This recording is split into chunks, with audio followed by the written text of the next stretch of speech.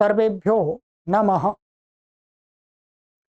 देववाणी संस्कृतम YouTube channel में आप सभी संस्कृत प्रेमियों का हार्दिक अभिनंदन। आइए मित्रों, पाठक वृंद की शंका समाधान की श्रृंखला में आज हमारे एक पाठक ने हमें एक शंका लिख करके भेजी थी, उसका समाधान करेंगे और उन पाठक की शंका का भी समाधान हो जाएगा और अन्य पाठकों को भी इस वीडियो से सहायता मिल जाएगी। ठीक है,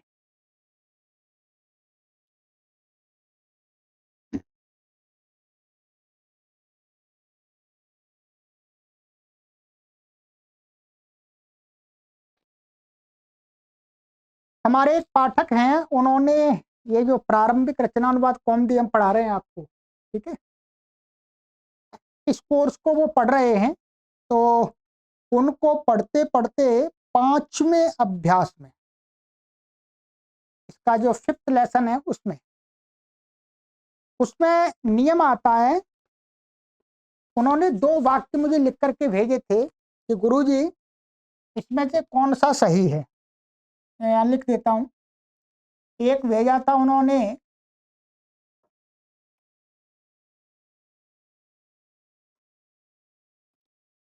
भवान पठती और पठस्सी ऐसा भेजा था उन्होंने।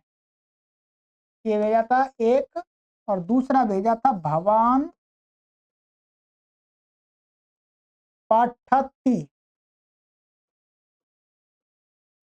ठीक है, ये 2 वाक्य उन्होंने मुझे लिख करके भेजे थे और उन्होंने ये पूछा मुझे कि गुरुजी इसमें सही कौन सा है। ठीक है, सही कौन सा है। देखिएगा, भवान पठसी और भवान पठती, इसमें मैं पहले ही बता देता हूं आपको, सही वाक्य है हमारा ये वाला, भवान पठती ये वाक्य सही है। भवान पठसी ये रॉन्ग, माने दोषपूर्ण है, गलत है। अब बात ये आती है कि ऐसी शंका उठी तो उठी क्यों? क्या ऐसी शंका उठी तो उठी क्यों? जबकि मैंने बहुत विस्तार से पढ़ाया है। कोई भी ये 5वें अभ्यास की वीडियो को देखेंगे तो उनको पूरा कुछ समझ में आ जाएगा। फिर भी कोई बात नहीं, कई पाठ लोग पूरी वीडियो भी नहीं देखते हैं, पर शंका कर दी है तो उत्तर देना चाहिए हमें।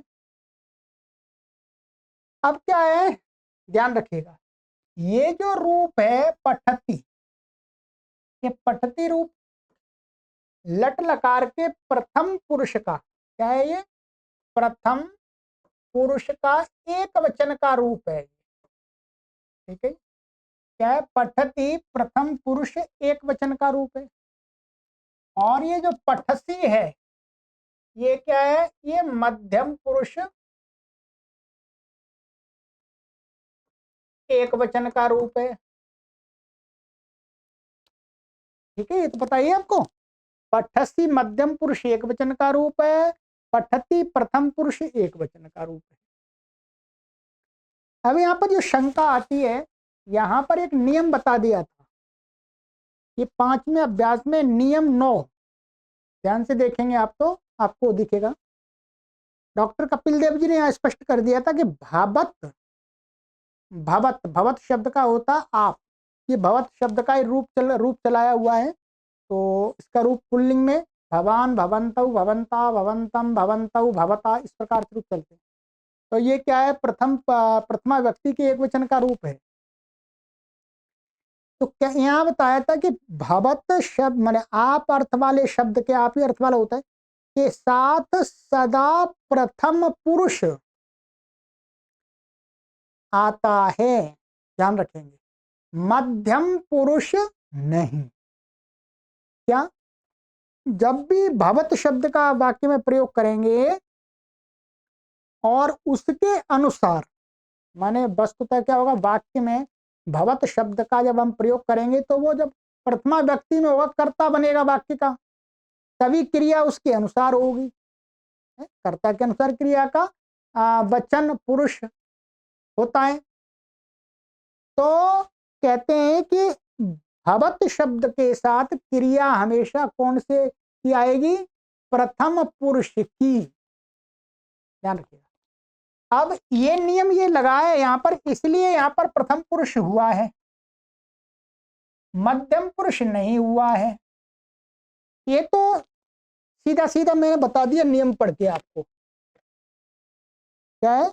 नियम पढ़ के बता दिया, नियम से तो यही हो रहा है। परंतु ये नियम क्यों बनाया?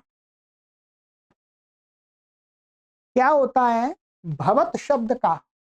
देखिएगा, समझ लीजिएगा। ये भवत शब्द का अर्थ भवत, तो हम यहाँ पर भवान ले लिया। भवान का अर्थ यहाँ पर क्या हो गया? भवान माने आप। क्या है? आप कोई पुरुष को कहेंगे। ठीक है, पूरा ही समझा देता हूं विस्तार से आपको। कोई पुरुष को कहेंगे और इसी को भवत का, ये तो पुल्लिंग में है, इसी को स्त्री को बोलेंगे आप। है? तो यहां पर क्या बन जाएगा? भावती। इसका अर्थ भी क्या है? आप। परंतु ये कोई स्त्री होंगी, उनको बोलेंगे तब के लिए। हम आप किसको बोलते हैं? जो हमारे सामने खड़ा होता है उसी को तो बोलते हैं आप। अर्थात जिससे हम कोई चर्चा कर रहे हैं, कोई बात कर रहे हैं, कोई व्यवहार कर रहे हैं, उसी व्यक्ति को तो हम आप बोलते हैं। क्या? आप। और ये नियम हमने आपको बताया था कि जब हम किसी से, हाँ माने हम सीधे किसी से व्यवहार करते हैं, तो जो सामने वाला व्यक्ति होता है वो कौन सा होता है? मध्यम पुरुष। जैसे ये शिष्ट भाषा में हम किसी को कहेंगे आप, कोई बड़े व्यक्ति हैं। यदि कोई बालक हो, हम हमारे सामने बालक को क्या बोलेंगे? बेटा तुम इधर आओ। बेटा तुम बोलेंगे, तुम। तो तुम का भी वही अर्थ है। तो तुम माने सामने वाला व्यक्ति होता है, उसको हमने कहा मध्यम पुरुष। मध्यम पुरुष के लिए मुख्य रूप से त्वम शब्द का प्रयोग बताया है संस्कृत व्याकरण में। अब क्या है, सामने वाले के लिए एक शब्द ये और प्रयोग होता है, भवत वाला। तो हमने ये नियम पढ़ाया था आपको आरंभ में कि जिसके साथ हम बात करते हैं, बातचीत करते हैं, वो तो होता है मध्यम पुरुष, और जिसके विषय में बात करते हैं वो होता है प्रथम पुरुष में थर्ड पर्सन, और हम स्वयं होते हैं फर्स्ट पर्सन माने उत्तम पुरुष। ठीक है। अब क्या होता है, इसलिए क्रिया हमेशा जब सामने वाले के लिए कोई शब्द हम प्रयोग करेंगे तो मध्यम पुरुष की क्रिया आनी चाहिए नियम के अनुसार। तो यहां पर भी क्या है, ये भवान शब्द सामने वाले व्यक्ति को ही कह रहा है।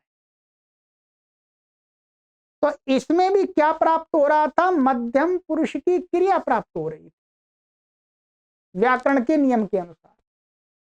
तो फिर व्याकरण में ही नियम बना दिया कि ऐसा है जी, ये जो भवत शब्द है, ये अच्छा भवान है, एक भवान शब्द है, मन भवत है मूल। तो जब हम इसका प्रयोग करते हैं त्वम के स्थान पर, त्वम, ये त्वम है, त्वम माने ये वास्तव मूल शब्द क्या है? युष्मद। युष्मद, ठीक है, इसका रूप चलता तुम। तो जब हम इसके स्थान पर युष्मद की जगह पर हम भवत का प्रयोग करेंगे, ठीक है, युष्मद के स्थान पर यदि हम भवत का प्रयोग करेंगे तो फिर भवत के साथ में क्रिया मध्यम पुरुष की नहीं होती है। ये नियम है व्याकरण का। अब आप ये मत कहिएगा क्यों नहीं होती है। क्यों इसलिए नहीं होती है क्योंकि ऐसा प्रयोग ही नहीं है भाषा में। भाषा में प्रयोग देख करके नियम बनाए जाते हैं। तो जो भी भवत शब्द जब हम सामने वाले के जहां पर भी प्रयोग करेंगे तो उसके साथ में हमें क्रिया कैसी दिखती है? प्रथम पुरुष। इसलिए प्रथम पुरुष की क्रिया लगानी है। डाउट किस लिए हो जाता है पाठकों को डाउट इसलिए हो जाता है क्योंकि वो सामने वाले व्यक्ति को मध्यम पुरुष मानते हैं, और नियम में पहले पढ़ाया गया होता है कि मध्यम पुरुष के साथ वाक्य में क्रिया होती है वो मध्यम पुरुष की होगी। अब यहां पर ये मध्यम पुरुष नहीं है वास्तव में, ध्यान रखेंगे, ये तो प्रथम पुरुष ही है वास्तव में। ये शिष्ट भाषा में भवान का प्रयोग होता है, भवत का। तो इसलिए इसके साथ में हमेशा प्रथम पुरुष भवत शब्द के साथ जब क्रिया हम लगाने चलेंगे तो वहां पर आपको क्रिया किसकी लगानी है? प्रथम पुरुष की। ये इसके वचन के अनुसार वचन हो जाएगा, ठीक है। मध्यम पुरुष की क्रिया केवल और केवल तुम के साथ माने युष्मद के रूपों के साथ ही लगती है, बस, ठीक है। तो युष्मद और भवान शब्द को हम किसके लिए प्रयोग करते हैं? सामने वाले व्यक्ति के लिए। परंतु जब तुम शब्द का प्रयोग करेंगे तो क्रिया मध्यम पुरुष की होगी। जब आप सामने वाले के लिए भवत शब्द का प्रयोग करेंगे तो क्रिया किसकी होगी? बोलो, प्रथम पुरुष की। ये नियम है, ठीक है। अब ये मैंने क्लियर कर दिया, समझ में आना चाहिए। वैसे यहाँ पर मैंने समझा दिया, बहुत विस्तार से समझाया वीडियो में, इसलिए मैं प्रत्येक पाठक को वीडियो में कहता भी गया हूं कि भाई वीडियो बीच बीच में छोड़ करके मत पढ़िएगा। बीच बीच में आप छोड़ करके पढ़ेंगे, ये कोई कॉमेडी तो नहीं है जी, कोई स्टोरी नहीं है, ये तो व्याकरण की, संस्कृत शिक्षण की, भाषा शिक्षण की कक्षाएं। अब हमने किस समय क्या बात बताई और आपने उसी को स्किप कर दिया और वो बाद में आप फिर दोबारा बता रहा हूं तो आपको समझ में नहीं आएगी।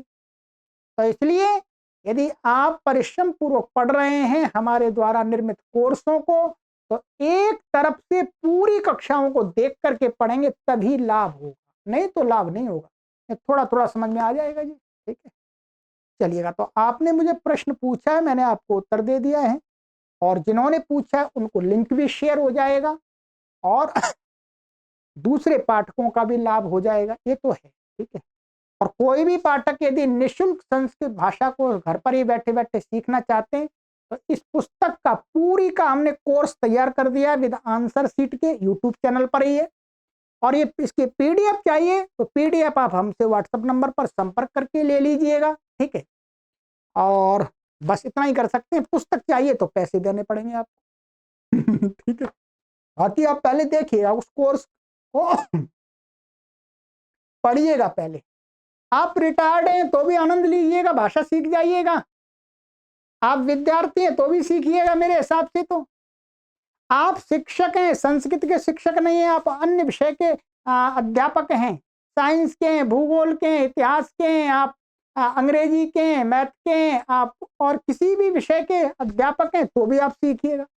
आप इंजीनियर हैं तो भी संस्कृत भाषा सीखिएगा।